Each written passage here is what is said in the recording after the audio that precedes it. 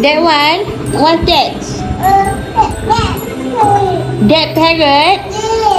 They want parrot? How many parrots you want? You just want one parrot only? Or two parrot? They want to take care parrot?